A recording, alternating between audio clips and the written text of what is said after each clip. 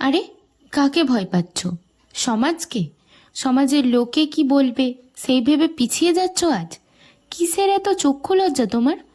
এই লোকগুলো তোমার বিপদে তোমাকে খাওয়াবে? কেন ভয় পাচ্ছ? আরে ভাই, লোকজন চপ বিক্রি করে 3 তলা বাড়ি বানিয়ে ফেলছে, আর আমরা বস্তা পচা কনসেপ্ট নিয়ে পড়ে আছি লোকে কি ভাববে এই ভেবে। যদি তোমার মধ্যে কোনো কিছু করার খিদা থাকে তাহলে একটা ছোট পরোটার দোকান দিয়েও সেটাকেই একদিন বড় রেস্টুরেন্ট বানিয়ে ফেলতে পারবে। সেখানে দেখবে তোমারই পাড়ার লোক খেতে আসছে আর তোমার গুণগান করছে। মানুষের খারাপ সময় চিরকাল থাকে না, একদিন সেটা কাটবেই।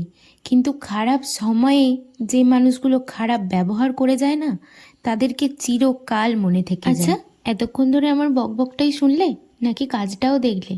কেমন হয়েছে জানিও কিন্তু। আজকে তোমাদের সাথে অনেকটাই শেয়ার করলাম, আর যদি ভালো লেগে থাকে একটা লাইক করতে ভুলো না কিন্তু। বাই।